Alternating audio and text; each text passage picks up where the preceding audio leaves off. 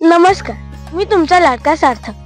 आज आपण श्री संगमेश्वर देवालय हरिपूर या देवालयाचा इतिहास जाणून घेणार आहोत. चला तर मग श्री संगमेश्वर देवालयाकडे.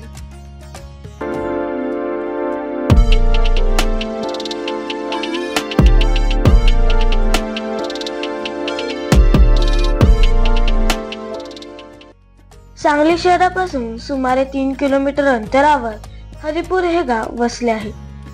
या गावात कृष्णा आणि वारणा या 2 नद्यांचा संगम होतो. या संगमावर श्री संगमेश्वर देवालय स्थापित आहे.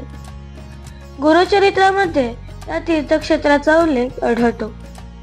कृष्णा वारणा संगमी असे बर्वे, तेथे तुम्ही मन भावे, स्नान करा मार्कंडेय नावे, संगमेश्वर पूजावा. संगमेश्वराचा इतिहास थेट रामायणाशी जोडला आहे. वनवासात असताना प्रभू श्रीरामांनी वाळूपासून हे शिवलिंग तयार करून पूजा केली असल्याची आख्यायिका इतिहासकारांकडून सांगितली जाते. आजही शिवलिंगावर श्रीरामांच्या हाताचे ठसे दिसतात. तसेच 18 पुराणांपैकी एक पुराण मार्कंडेय पुराण येथे लिहिले असे म्हणतात. मंदिराचे बांधकाम हेमाडपंथी स्वरूपात आहे. मंदिराचा गाभारा हा प्रशस्त दगडांनी बनवण्यात आला आहे.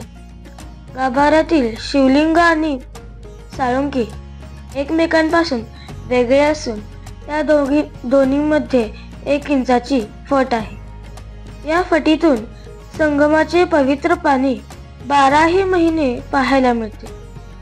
शिवलिंगावर सूर्य व चंद्राचा प्रकाश पडेल अशी मंदिराची रचना करण्यात आहे. मंदिराच्या आवारात श्री दत्तगुरु, विठ्ठल रखुमाई, श्री हनुमान, श्री ज्ञानेश्वर, श्री शनेश्वर तसेच काळभैरवाचे मंदिरे आहेत. संगमेश्वर हे हरिपूरचे ग्रामदैवत आहे. वर्षातून 3 वेळा यात्रा भरते. येथील जगप्रसिद्ध हळदीची पेवे व नाट्याचार्य गोविंद बल्लाळ देवल यांनी येथल्या चौकातील पारावर बसून संगीत शारदा हे नाट्य लिहिले. तो पार आजही येथे पाहायला मिळतो.